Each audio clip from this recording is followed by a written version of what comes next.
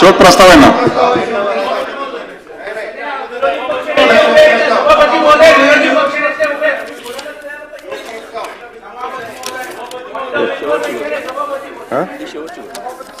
कुठे माझा प्रस्ताव कुठे ह्याच्यात दिलाच नाही त्यांनी, मोठ्या अक्षरात लिहिला होता तो.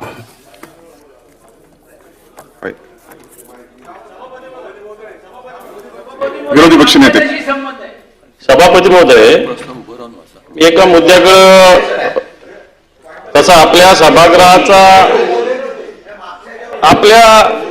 आपल्या सभागृहाचा जरी मुद्दा नसला तरी राज्याचं मंत्रिमंडळ या विषयानं संबंधित विषय आहे. राज्याचे एक मंत्री असणारे कृषी मंत्री यांना शोक प्रस्ताव आहे. नाही, मी शोक प्रस्तावाच्या आधी मी बोलू द्यायची विनंती केली आपल्याला. मला खुलासा मागतो मी सभागृहाकडून. विनंती जरी केली असली सभापती महोदय, माझा परंतु आग्रह नाही.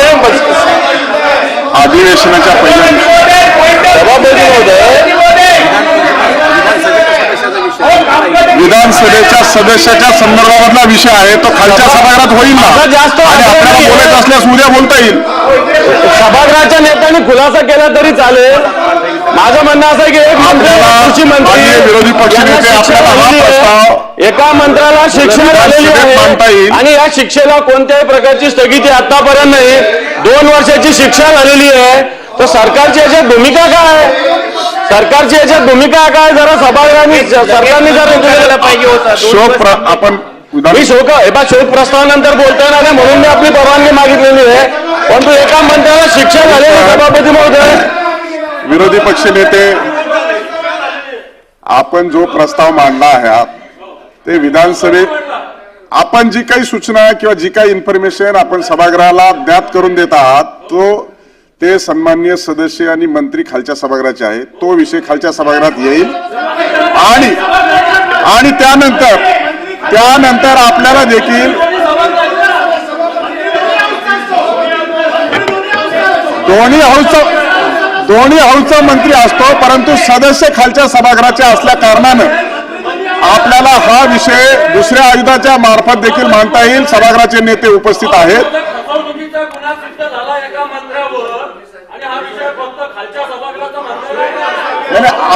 आपल्याला शोक प्रस्ताव आहे.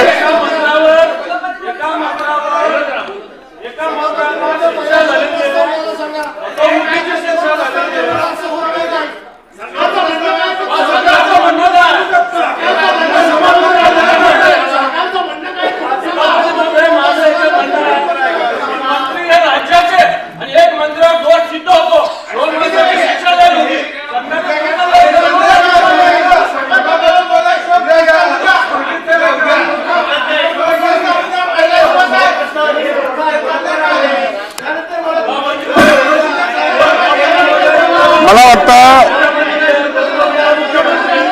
माननीय विरोधी पक्षनेते, मला असं वाटतं की शोक प्रस्ताव आहे आणि शोक प्रस्तावामध्ये देशाचे पंतप्रधान माननीय मनमोहन सिंगच्या संदर्भात आणि आपल्याही सभागृहाचे सदस्य आहेत.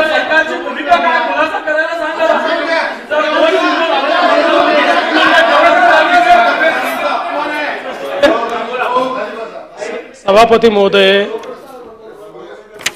म्हणजे देशाचे माजी पंतप्रधान आणि ज्येष्ठ नेते या देशामध्ये ज्यांनी मोठ्या प्रमाणात आर्थिक सुधारणा केल्या अशा मनमोहन सिंगजींच्या शोक प्रस्तावाच्या दिवशी असा गोंधळ होईल असं वाटलं नव्हतं.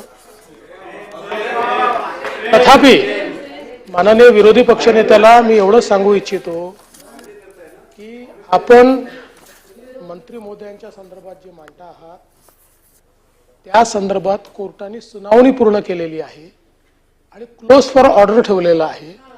त्यांची ऑर्डर आल्यानंतर त्याच्यावर निर्णय सभागृह किंवा राज्यपाल घेतील.